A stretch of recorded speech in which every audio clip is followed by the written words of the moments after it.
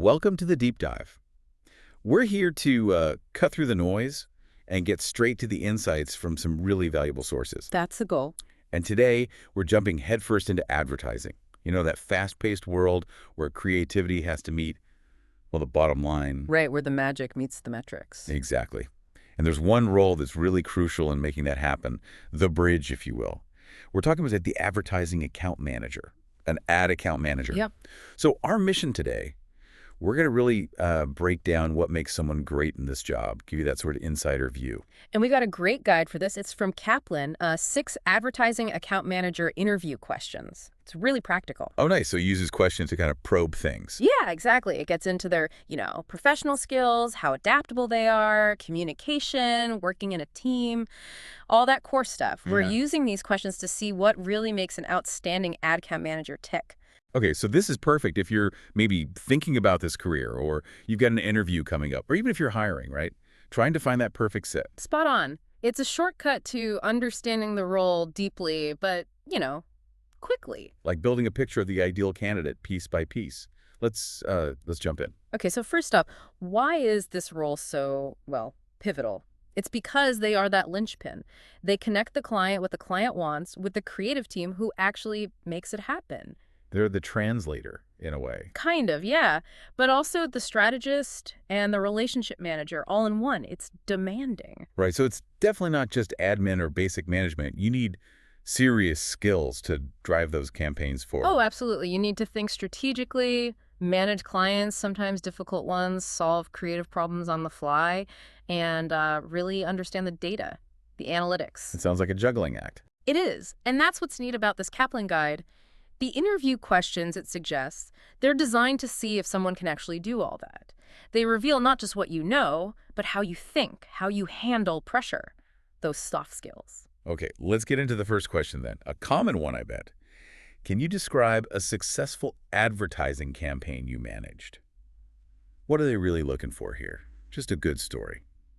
Well, the story's part of it, but it's more than that. They want to hear strategy and, crucially, results. Measurable ones. Okay. The source gives this example, a multi-channel campaign. So using social media, display ads, email, the whole mix for an e-commerce brand. Right, hitting it from all angles. Yeah. But how do you make sure that's actually working together, not just, firing off in different directions? Data. That's what the source highlights. It's about using data analysis to figure out who to target, what message to use, and making it consistent across all those channels.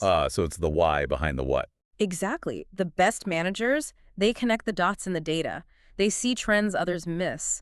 And that's how, in this example, they got like a 30% jump in sales and 20% better customer engagement. Wow, those are serious numbers. Yeah. It's about turning that data into, actionable insights. Gold, really.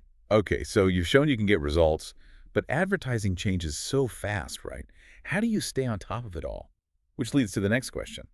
How do you stay updated with the latest industry trends? This one's about showing you're proactive, that you're actually committed to the field, not just doing a job. So what are the typical answers here? Reading blogs. Yeah, the guide mentions the standard stuff, reading Adweek, Marketing Dive, those kinds of publications, attending webinars, conferences. Makes sense. And networking, like using LinkedIn groups to connect with other pros. Right. But lots of people say they do that.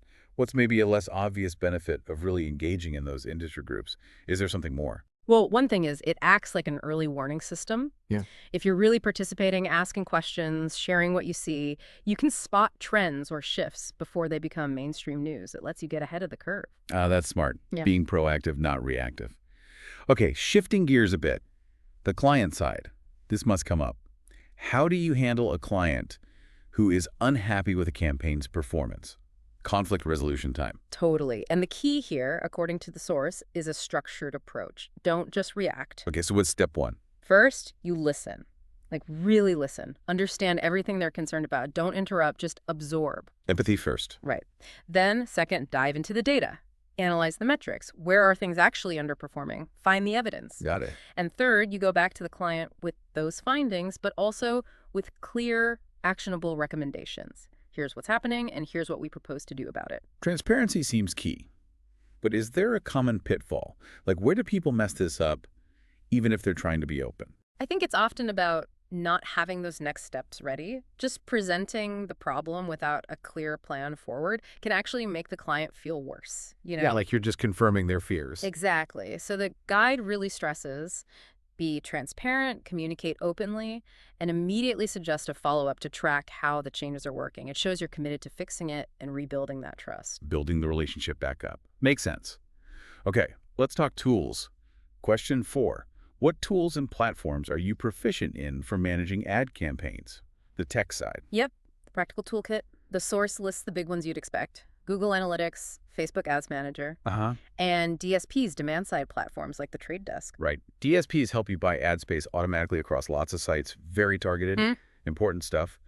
What else besides the ad platforms themselves? Well, CRM systems are huge, like Salesforce, for managing the client relationship itself, and project management tools, things like Asana or Trello. They help keep the internal workflow smooth. Improve collaboration between, say, the account team and the creative team. So it's about efficiency, too. Definitely. The point isn't just knowing the tools, it's using them to make the whole process seamless and ultimately deliver better value for the client. It's strategic use, not just button pushing. Gotcha. So you've got the tools, the strategy, but how do you actually know if it's successful? Question 5. How do you measure the success of an advertising campaign? Back to metrics. Back to metrics, but the right metrics. KPIs, key performance indicators that actually line up with what the campaign was trying to achieve in the first place. So like ROI, return on investment. Exactly. ROI is a big one. CTR, click-through rate, tells you if your ads are grabbing attention. Conversion rates. How many people actually buy or sign up? Right. And customer acquisition cost, how much you spent to get each new customer. But it's not just the hard numbers. Oh, what else? The guide points out the importance of qualitative data, too. Like, what are customers saying? Are they engaging with the brand?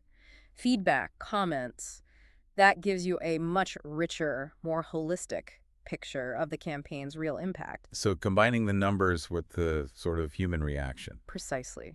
Sometimes the numbers tell one story, like a high click rate, but the feedback tells you people are confused by the landing page. You need both. That's a great point. Okay, last question, area money. Can you describe your approach to budgeting for an ad campaign? Allocating those precious resources. Yeah, this is critical. The approach starts, again, with understanding the client's main goals. What are they trying to achieve overall with their marketing? Start with the big picture. Right. Then you allocate the budget across the different channels based on those goals. You prioritize the platforms or tactics that you expect will give the best return. Makes sense. But here's a nuance the source mentions. Always keep some budget aside for testing, for trying new things. So it's not all locked down from day one. No way. It needs to be flexible. You have to monitor how things are performing, how much you're spending, and be ready to shift budget around to maximize that ROI. It's an ongoing optimization process. And testing isn't just new ad designs, is it? Good point. It could be testing totally new audience segments you hadn't considered, or maybe even experimenting with a brand new platform that's just emerging. That's where the real innovation can happen, beyond just tweaking existing campaigns. Right, finding those unexpected wins. Okay, so we've covered managing campaigns, clients, tools, data, budgets. Wow. When you put it all together, what kind of professional are we really talking about here? We're talking about someone who's incredibly adaptable, a great communicator, and really collaborative.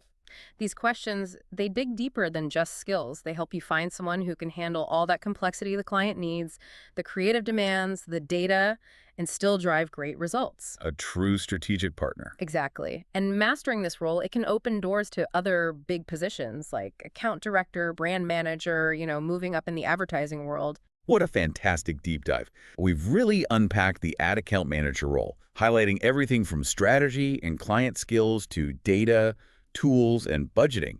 It's clear how vital these are. Absolutely. And, as you think about what it means to be that bridge in such a fast-moving field, maybe consider this. Yeah. Being able to effectively translate everything, the complex data, the sometimes vague client feedback into insights that everyone understands and can act on, that's maybe just as important as the data itself. So more than just analysis. Oh, yeah. It takes empathy to really get the client. It takes storytelling skills to explain the why behind the strategy. And frankly, persuasion to get everyone aligned and moving forward. Interpreter, strategist, advisor, all rolled into one. You got it. That's the real depth of the role. Yeah. That's the deep dive.